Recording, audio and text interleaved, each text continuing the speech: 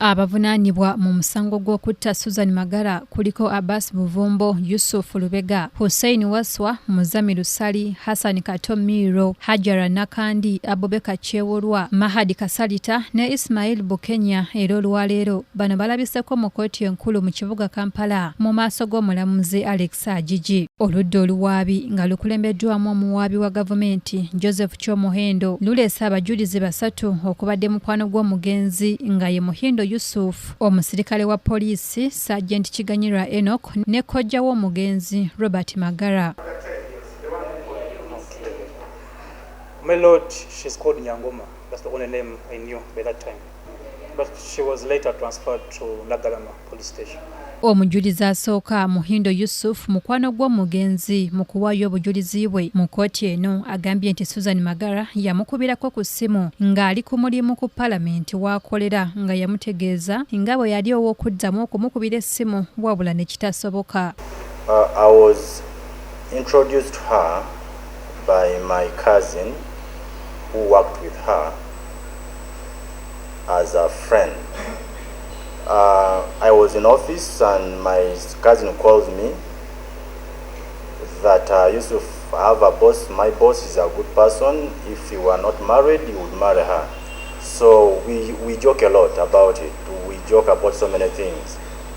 So I tell her, but you're not married, how do you begin saying those things? Says, but okay, I can't even receive a phone call, so I sit behind the speaker in the chamber. So because I sit in the chamber, I can't receive a phone call. We didn't complete. Ono agamba nti yeewuunya nnyo bwe yagenda okuddamu okuwulira ebikwata ku munne nga yali yawambibwa era nattibwa. The police officers who were checking me didn't know what was going on. They were, actually there were security guards. These are what is it called, the PAL security, not police officers. Yeah, not police officers. So I was confused. I didn't know what to do from that state because I was hearing something happening in the car. I thought they were thieves. Then after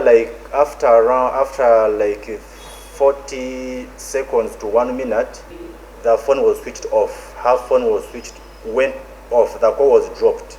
Ate ye Sergeant Kiganyira Enock okuva ku kitebe ky'abambega ba poliisi abulidde kkooti eno engeri gye yasisinkanamu Muhindo Yusuf ng'ennaku z'omwezi 7 omwezi ogwokubiri omwaka 2018 ng'ono yali azze ku poliisi okugitegeeza ku kuwambibwa kwa Suzan Magara. Kiganyira agamba nti yasaba ennamba y'essimu eya Suzan Magara n'agikubako nga tekwatibwa wabula oluvannyuma ennyo waliwo omuntu eyagikwata n'amutegeeza nga Suzan Magara bwe yali awambiddwa nga n'emmotoka ye yali esuuliddwa erungujja mu Lubaga division.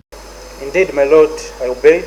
I went to Kampala and I recorded my statement on what happened on the night of 7th. My lord, I went with the police officer had called Mr. Juma Kagolola because we were together the whole night. He also recorded a statement at Kampala. Ate yo omujulizi ow'okusatu ng'ono ye kojja w'omugenzi Suzan Magara nga ye Robert Magara abuulidde kkooti eno engeri gye yafunamu amawulire ag'okubula kw'omugenzi. So the statement is recorded by that he signed. It's not me, the witness. It reads the statement recorded by. Wabula newankubadde nga guli gutyo omuwawaabirwa mu musango guno Hajara Nakandi agambye kkooti eno nti Mugabi Shakul yamuyita mu kkomera ng'amulagira akkirize emisango gino.